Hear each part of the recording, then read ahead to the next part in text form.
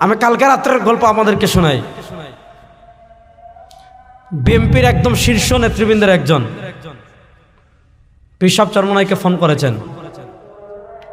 কি জন্য ফোন করেছেন? যে হুজুর একটু বসা দরকার। হুজুর কি বলেছেন? হুজুরের জবাবটা আমি শোনাচ্ছি যে ভাই, আপনি তো একজন প্রাজ্ঞ রাজনীতিবিদ, আপনার আগে রাষ্ট্র চালিয়েছেন, আপনাদেরকে বোঝানোর কথা না আমাদের কোন মিশন, আমাদের কোন ভীষণ, এটা তো আপনারা বুঝতেই পারছেন।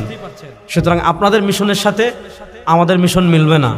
আমাদের মিশন নিজে এমপি হওয়া না, আমাদের মিশন নিজে মন্ত্রী হওয়া না, আমাদের মিশন হলো আল্লাহর জমিনে আল্লাহর বিধান বাস্তবায়ন করা।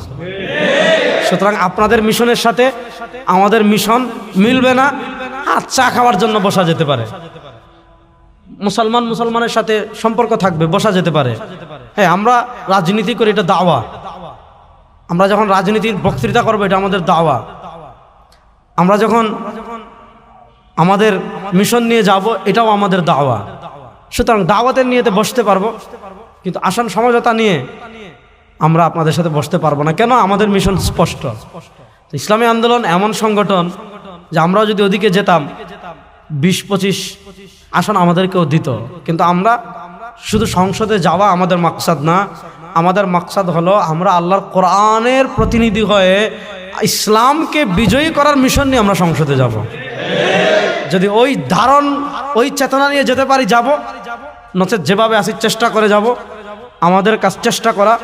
আমরা যদি না পারি, তাদের পরবর্তী প্রজন্ম পারবে। তারাও যদি না পারে, তাদের পরবর্তী প্রজন্ম একদিন না একদিন এই দেশের সংসদ ইসলামের সংসদ হবে ইনশাআল্লাহ।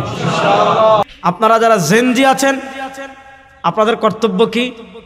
আমাদের এই যে মিশন, আমাদের এই যে ভিশন, যে আমরা ইসলামকে উম্মাহ কনসেপ্টকে ধারণ করে, দেখেন আমরা যখন মাসলাকের প্রতিনিধিত্ব করব, তখন আমরা দেওবন্দি। আমরা যখন আকীদার প্রতিনিধিত্ব করব, তখন আমরা আহলুস সুন্নাহ ওয়াল জামাআহ।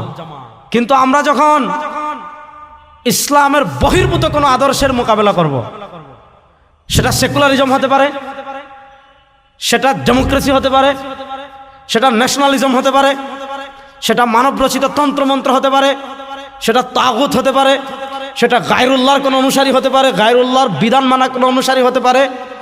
যখন আমরা তাদের মোকাবেলা করব, তখন আমরা প্রতিনিধি হব উম্মার। তখন আমাদের চেতনা হবে, আমরা যারা তাওহীদ এবং রিসালাতে বিশ্বাসী, আমরা সবাই ওয়ান উম্মাহ, আমরা সবাই এক উম্মাহ। এখন মানুষ সচেতন, প্রযুক্তির কারণে মানুষ বুঝে, আর এই যুগটা হলো কাজের যুগ। অর্থাৎ আপনি যতটুকু যোগ্যতা নিয়ে এগিয়ে যাবেন, আপনি যতটুকু যোগ্যতাকে ধারণ করে এগিয়ে যাবেন, আপনি ততটুকু মূল্যায়িত হবেন, ততটুকু স্পেস পাবেন, ততটুকু কাজ করতে পারবেন। এজন্য আমরা যে লাইনে অগ্রসর হচ্ছি, সেটা হলো দিন হেফাজতের রাস্তা। অর্থাৎ আমরা ইলমে দিন অন্বেষণের যে মৌলিক কয়েকটা কারণ আছে, তার ভিতর আমি যে হাদিস পড়েছি, সেই হাদিস আল্লাহ রাসূল সাল্লাল্লাহু আলাইহি ওয়াসাল্লাম বলেছেন, ইয়ানফুনা আনহু তাহরিফাল গালিন। দিনকে যারা বাড়াবাড়ি করে, তাদের বাড়াবাড়ির কবল থেকে দিনকে হেফাজত করা। ওয়াংতিহাল আল মুবতিলিন, বাতিলপন্থীদের অপপ্রচার থেকে দিনকে হেফাজত করা। ওয়া তাউইল আল জাহিলিন, মূর্খদের মূর্খতাপূর্ণ ব্যাখ্যা থেকে দিনকে হেফাজত করে দিনকে সব ধরনের বিকৃতি, সব ধরনের মূর্খতাপূর্ণ ব্যাখ্যা, তারপর সব ধরনের বাতিল ব্যাখ্যা, এগুলা থেকে হেফাজত করে পরবর্তী প্রজন্মের কাছে বিশুদ্ধ ইসলাম, বিশুদ্ধ দিন, বিশুদ্ধ শরিয়া, বিশুদ্ধ আকীদা পৌঁছিয়ে দেওয়া, এটা হলো আমাদের অন্যতম লক্ষ্য এবং উদ্দেশ্য।